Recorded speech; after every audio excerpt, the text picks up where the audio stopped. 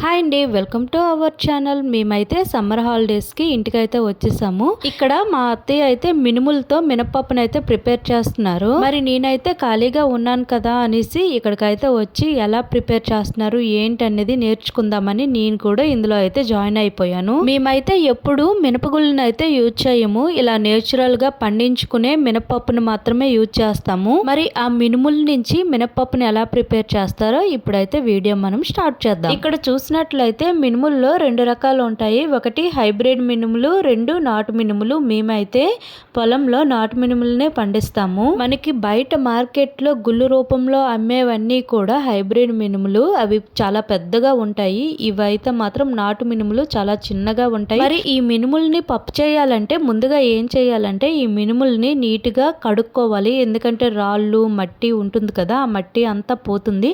నీట్గా కడిగిన తర్వాత ఈ మినుములనంతా కూడా ఎండలో మంచిగా ఆరపెట్టుకోవాలి. ఇలా ఆరపెట్టుకున్న మినుములు ఇవి. ఇప్పుడు దీన్ని పప్పుగా చేయాలంటే మా దగ్గర అయితే తిరగలు ఉంది, లేదంటే కొంతమంది మిల్లుకి ఇచ్చుకుంటారు. అలా కాకుండా మేమైతే ఈ తిరగలతోనే పప్పును ప్రిపేర్ చేసుకుంటాము. తెలంగాణలో అయితే దీన్ని ఇసురురాయి అంటారు. ఈ తిరగల్లో వేసిన మినుముల్ని ఇసురుతూ ఉంటే గుండె కాకుండా ఉండాలి అంటే ఇందులో అయితే మెత్తన్ తవుడునైతే కలుపుతారు. మెత్తన్ తవుడు అంటే ఏం లేదండి, దీన్నే మనము రైస్ పొట్టు అని కూడా అంటాము. ఈ రైస్ పొట్టు వేయడం వలన మనకు మినుములు అనేవి మంచిగా పప్పులా వస్తుంది, గుండె ఏం కాదు. ఇక్కడ మనకి చూసినట్లయితే మినపప్పు అనేది చాలా మంచిగా వస్తుంది, ఎటువంటి గుండె కూడా కావడం లేదు. అప్పటి రోజుల్లో ఎక్కువగా పిండిలు పప్పులు చేయాలంటే ఎక్కువగా ఈ తిరగలనే యూజ్ చేసేవాళ్ళు. ఎటువంటి మిషన్స్ కూడా ఉండేవి కాదు. మరి ఈ తిరగలతో ఇసరడం వల్ల మనకి మంచి ఎక్సర్సైజ్ అవుతుందని చెప్పొచ్చు. నిజం చెప్పాలంటే మా అత్తయ్య ఓపిక మెచ్చుకోవాలి. ఎందుకంటే ఈ రోజుల్లో పప్పు మిల్లులు కూడా ఉన్నాయి, అక్కడికి తీసుకెళ్ళి ఈ పప్పునైతే పట్టించవచ్చు. కానీ ఇంట్లోనే ఇలా ప్రిపేర్ చేసుకుంటున్నారు. అసలు గ్రేట్ అని చెప్పొచ్చు. అప్పటి రోజుల్లో మన వాళ్ళందరూ కూడా అంత హెల్దీగా ఎందుకు ఉండేవాళ్ళంటే ఇలా నేచురల్గా పండించుకున్న పంటల్ని ఇంట్లోనే ప్రిపేర్ చేసుకునే పప్పులైనా పిండులైనా చక్కగా ఇంట్లో ప్రిపేర్ చేసుకుని వండుకొని తినేవాళ్ళు. ఇప్పటి రోజుల్లో ఇంట్లో చేసిన ఫుడ్ని తినడానికి విసిగిపోతున్నారు. బయట ఫుడ్ అంటే చాలా ఇష్టంగా తింటున్నారు. మరి ఆరోగ్యం పాడవక ఏమవుతుంది. ఇక్కడ మా అత్తయ్య పప్పు ప్రిపేర్ చేస్తూ ఉంటే నాకు కూడా ఆ తిరగలతో పప్పు చేయాలనిపించింది. అందుకనే నేను కూడా ఇంకా రంగంలోకి అయితే దిగిపోయాను.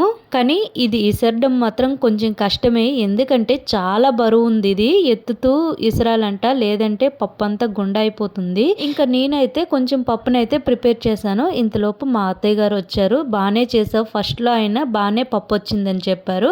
ఇంకా నేను ఇసురుతానులే అంటే నేను ఇంకా లేచి బయటకైతే వచ్చేసాను. ఇలా ఈ మినుములన్నింటినీ కూడా పప్పు చేసుకున్న తర్వాత దీనికి ఇంకొక ప్రాసెస్ ఉంది. అదేంటంటే ఈ మినుముల్లో మనము ఆల్రెడీ రైస్ పొట్టును వేసాం కదా, ఆ రైస్ పొట్టు అంతా కూడా బయటకు రావాలంటే ఈ పప్పునేమో మనం జల్లెడతో జల్లించాలి.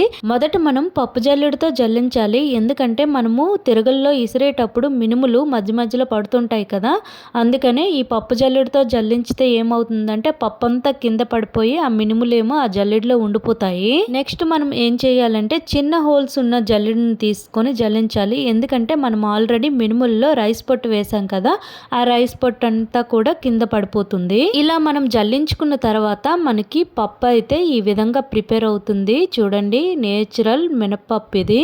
ఇలా ప్రిపేర్ చేసుకున్న ఈ పప్పుని నెక్స్ట్ ఏం చేయాలంటే ఒక చాట తీసుకొని మొత్తం ఈ పప్పుని అంతటిని కూడా చెరగాలి. ఎందుకంటే ఇందులో దుమ్మున్న చెత్తున్న మొత్తం పోతుంది. ఇక్కడ మనకి నేచురల్ గా ఇంటి దగ్గర ప్రిపేర్ చేసుకున్న మినపప్పు అయితే రెడీ అయిపోయింది. ఈ పప్పు అయితే పిల్లలకి చాలా మంచిదని చెప్పొచ్చు. ఈ పప్పు జల్లించేటప్పుడు మనకు మినప పొట్టు రైస్ పొట్టు కింద పడుతుంది కదా, దాన్ని మనం బయట పడేయకుండా ఆవులకు కూడా పెట్టొచ్చు.